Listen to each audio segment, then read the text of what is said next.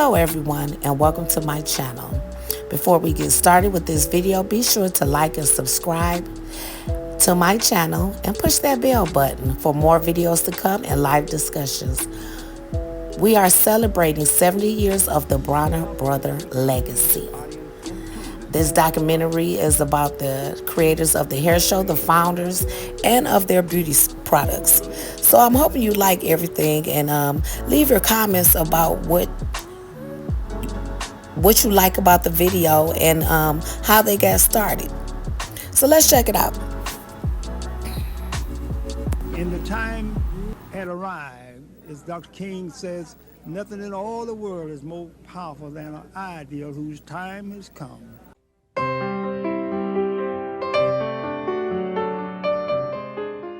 Nathaniel Bronner was born March 31st, 1914, in Kelly, Georgia. Nathaniel's father, Gene, was a successful farmer and businessman, while his mother took care of the home. While growing up in the Bronner household, the children were taught the value of hard work and three main principles: work hard, keep good company, and be honest. My dad got the entrepreneurial spirit really from his dad, and his dad got it from his dad.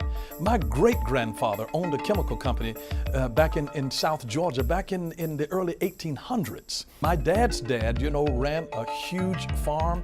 My dad saw him handling the employees that worked for him. He learned how to manage people. He learned inventory control. He learned how to handle money right from his own dad, and it put something on the inside of him. So my dad knew when he was 5 years old that he wanted to be a businessman. The Bronner household was not only prosperous, but it was also rich in spirit and love. Then, early one morning in 1919, evil came to visit. The Ku Klux Klan set fire to the family home. The Bronner family escaped unharmed. They had suffered a great loss. My father's had to endure in dealing with the KKK early on in his youth. First of all, he saw his own father, a strong black man who went out and developed a farm, and he grew a lot of crops, and he had his own store. That he was also now the first black entrepreneur my father had seen, and he had people that worked for him. He paid them wages. But one of the things that even the KKK saw in my grandfather was that they saw a black businessman who was now encouraging other blacks and showing them a positive way out. Several years later, Nathaniel rebuilt the family home on the same land his father acquired, proving no matter the obstacle, one should never give up, never stop. When right and God are on your side, there is no failure. At the age of 16, Nathaniel left his home in Kelly, Georgia, for the big city, Atlanta. After his arrival, he followed in his older brother's footsteps and started selling the Atlanta Daily World newspapers, which he sold during his years in high school and attendance at Morehouse College, where he graduated in 1940. In 1941, Nathaniel Bronner was called to serve in the United States Army. During his 4 years of service, he took that opportunity to further his skills in the areas of promotion, marketing, and organizing social events. When he returned to Atlanta, he started working for his sister in her beauty salon and operating a fruit stand outside of the salon. Nathaniel noticed how busy the salon was and began to inquire about the culture of beauty. He had gone to the beauty school, went to Apex Beauty College, and it fascinated him. So he said that I would like to go to Apex Beauty College and get my degree in it too. So he went and took up beauty culture. From his bicycle, he started servicing 3 other salons and selling beauty products to his newspaper customers. He saw that he made more of a profit from selling the products than the newspapers. It was then Nathaniel got an idea, and that idea launched the Bronner Beauty Empire. In 1947, Nathaniel partnered with his brother Arthur and opened their first store at 28 Butler Street, intersecting with Auburn Avenue. The business grew rapidly, so much that in 1948, they increased their employment. They brought in other family members and several other personnel. He found out later, more so than the finances, was once you have your vision, you know exactly where you are going. He said it's somehow the plans are open up for you. Later on, he was able to work in conjunction with a manufacturing company that made them sales representatives for them in the southeast region. And so he and his brother not only worked the vision, but they got out on the field with station wagons going from beauty salon to beauty salon, selling products, sometimes even with our eldest son, Nathaniel, in the car. He traveled with us, and I have always told him after I had come into the business that you hire more employees than you need. His answer was, our women need employment. And he would just, if he would see a lady with a child on her arms, and she didn't have, she needed help, come on, I give you a job. And this was how he operated. And I feel that from that compassion and from the love of trying to take care of women with the struggle of family and children, that it somehow sent a blessing back into his own life and into the business. And God caused that business to just flourish, you know? Sometime after Nathaniel had grown the business, he felt it was time for him to settle down. He prayed to God for a wife, and his prayer was answered quickly. My husband is about 19 and a half years my senior, and I grew up with a teacher. He was my mentor. After I finished college, my mother said to me, you cannot stay in this city because there is no one here for you to marry. You must go to Atlanta, go to the big city, go to Atlanta University, and you will have a chance to meet other young men. And the very first day on the campus, so I'm late running to the registration. So as we went on campus, stood in the registration line, someone sneaked up behind me and copied my name off my paper. I was standing up in line trying to read the instructions, and he copied my name and saw that I was from Forsyth, Georgia, working all of these small towns, going into beauty salon after beauty salon. He asked me, tapped me on the shoulder, what might be your name? I told him my name. He asked me if I knew a special beautician in my hometown, and I told him yes. I said, not only do I know her, but she's a member of our family church. But later on, my sister saw me talking with him, and she knew that he was older than I was. She took my hand and snatched me from him. He caught my other hand, so I'm stretched between my sister and my husband. And she said, come on here, let that old man alone. But finally he said, where do you live? I said, Bumstead Hall. I got that out very quickly. Bumstead Hall. And about 3 days later, I received a call from him. Look at the key. She was sending me to meet my husband, and my husband had prayed and asked God to let him meet his wife. And here both of us meet up, neither one knowing, you know, but the divine connection hooked us together. And how long were you married?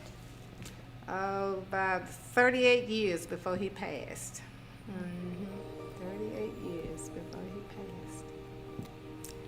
One thing about our family, we are unique, which means my children grew up with a father and a grandfather in the home. The children were disciplined by the presence of the father. He carried a presence that demanded respect, which meant he began teaching them when they were 5 years old, each one. As our children were growing up, he made sure that he would educate the neighbor's children. If he would take his children swimming or to play golf, he would take his neighbor's children, the children that our children had to play with. He would take them and would train them along with his kid, because he said, if you don't train them, they'll get you. He didn't believe in just education alone. You had to have some kind of foundation to get the education. You know, he always said, you know, if you have a fool and educate him, you'll end up with an educated fool. I only worked for my dad, and all of my brothers worked for my dad. And he didn't make us work for him. He presented to us an opportunity for us to learn, for us to grow, and to be able to earn and make our own money. And so I started working for the business actually when I was 12 years old. He would hire employees and develop them into entrepreneurs and send them out. So he never wanted to stunt people's growth. He was a developer. He developed other millionaires and other people with their own businesses today. In addition to all of the business environment that we grew up in, one of the things that I found unusual about my household that I really didn't appreciate and recognize till I got older was that the level of character that I saw in my older brothers. Being the youngest, I was able to look up at everybody as an example. And living with 5 brothers, not once did I hear any brother even utter one curse word. And it was just unusual from what I saw at school or television or any other place. I never saw a brother or heard of a brother take a drink or smoke a cigarette or weed or anything. Nathaniel Bronner was dedicated in raising their children to be balanced and working smart in obtaining success while holding on to the values of which they were taught. And one of the Bronner family's most successful ventures is the creation of the Bronner Brothers Hair Show. The first Bronner Brothers Hair Show took place at the local YMCA on Auburn Avenue in 1947. It was a small show that had about 50 hairstylists in attendance.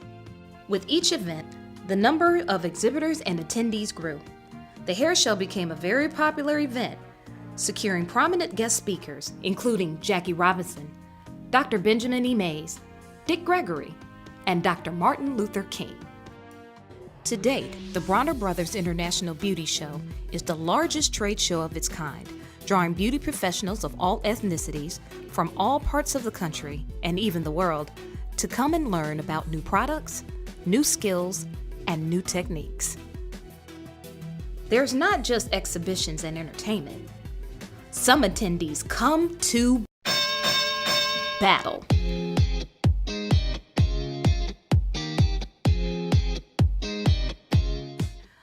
This show is known for its hair competitions.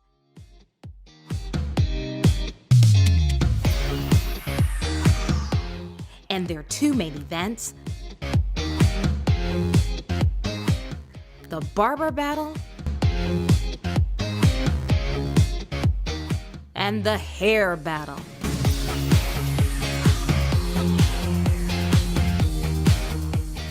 Bronner Brothers has been around for years. I'm talking about like my grandmama age. To be a part of a long-lasting company such as Bronner Brothers, it's a pretty big thing. They provide such a huge platform for stylists because it brings a lot of education, it's a lot of creativity, and this is where stylists come to battle each other. So I think it brings so much fun and entertainment versus the other hair shows because they don't do a lot of battles and a lot of competing.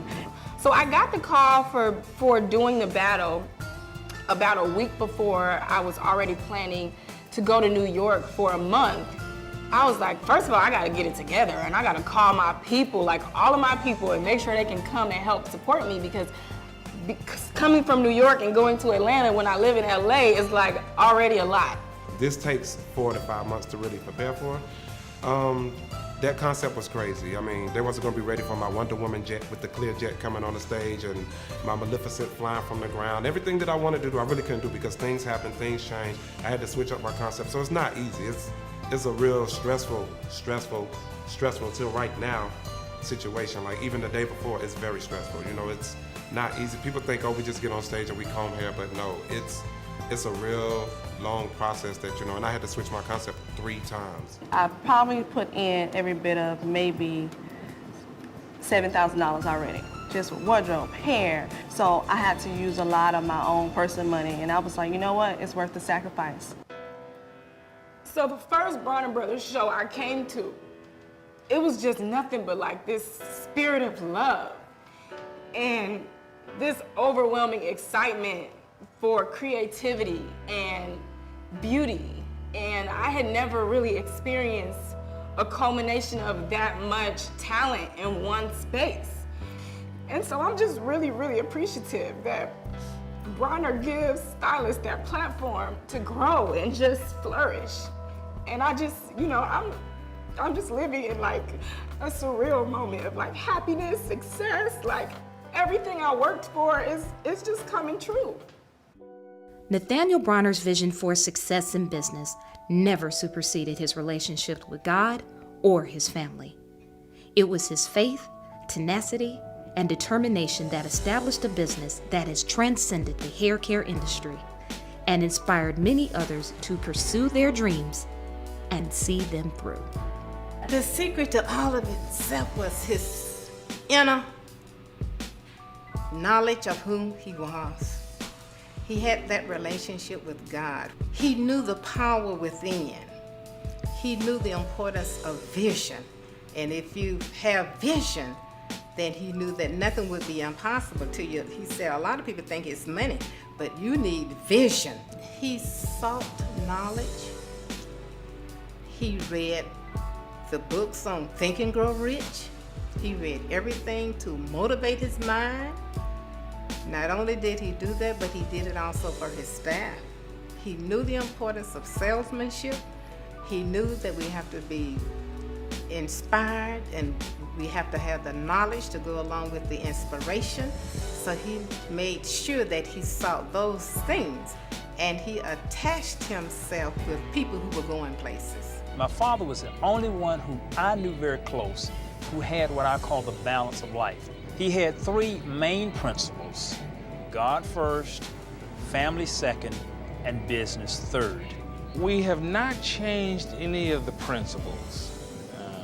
The only thing we've done is grown. We've taken what my father taught us and trained us. We've done everything pretty much exactly like he's done. And I think that's something that my father has instilled from the beginning, that he's always wanted to give people first quality, first class, all of the time. Nathaniel's legacy of love for God, family, and the spirit of entrepreneurship has been passed down from generation to generation. I'm a pastor of a 20,000 member church. We built a $32 million epicenter that has the tallest rock climbing wall in the state of Georgia. It has a bowling alley. It has a video arcade. It has a performance arts theater there. It has a conference center. This is a place where life is done. Some of my other brothers pastor as well and co-pastor a work, and my oldest brother has a company called Century Systems that produces all kinds of health products and various kinds of things that have wonderful distributorship. My other brother, who's also leading Bronner Brothers, also has Upscale magazines. The greatest testament that he was a good teacher is that we were standing on his shoulders and we were able to go to higher heights. The business has expanded, our beauty show has expanded. We've got more participants than have ever that have been coming to them. Our distributorship has grown around the world since that time. It's been an expanding journey. It didn't die when he died. Bronner Brothers. 70 years in the beauty industry and still going strong.